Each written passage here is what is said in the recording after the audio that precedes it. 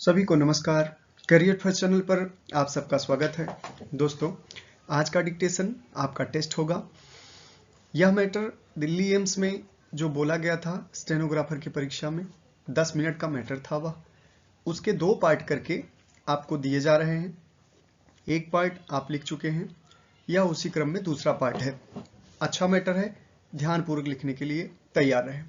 Ready, start.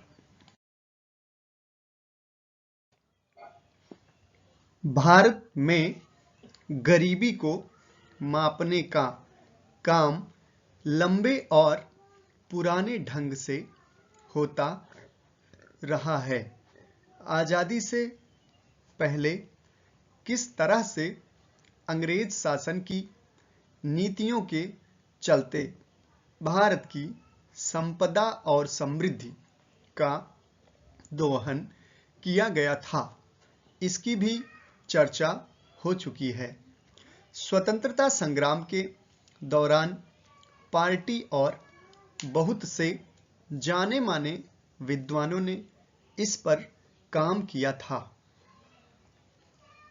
गरीबी का अनुमान महज अध्ययन की बात नहीं है।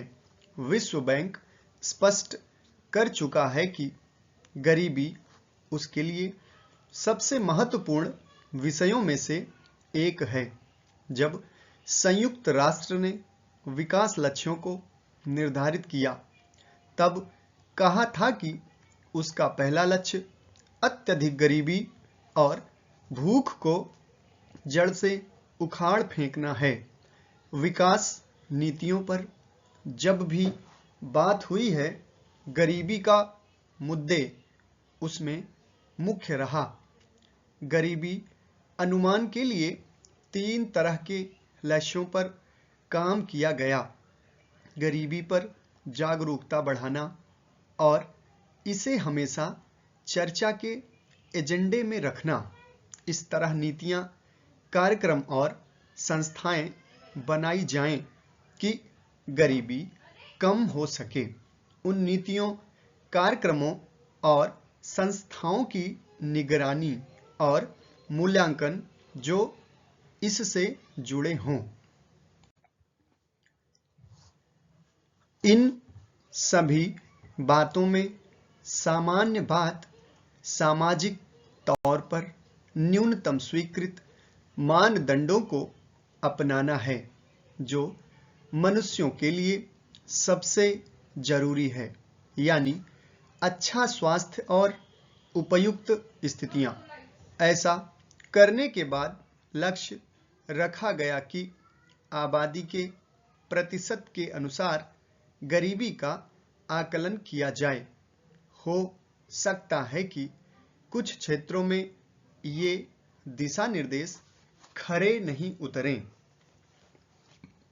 घरों पर सर्वेक्षण करने का आधार तय सीमा बिंदुओं के आधार पर होता है।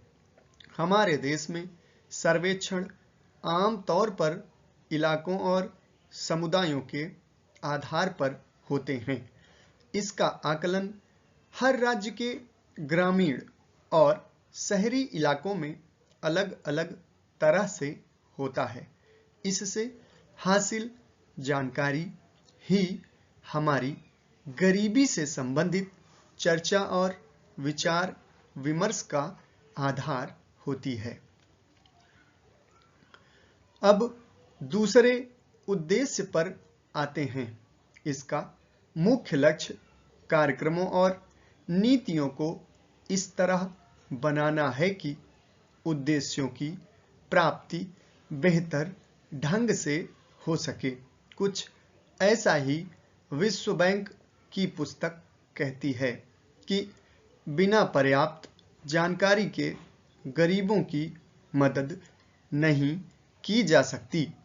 मुख्य उद्देश्य ये होना चाहिए कि कार्यक्रम इस तरह बनाए जाएं कि और स्रोतों को इस तरह बांटा जाए कि ये जरूरतमंदों तक सही ढंग से पहुंच सकें।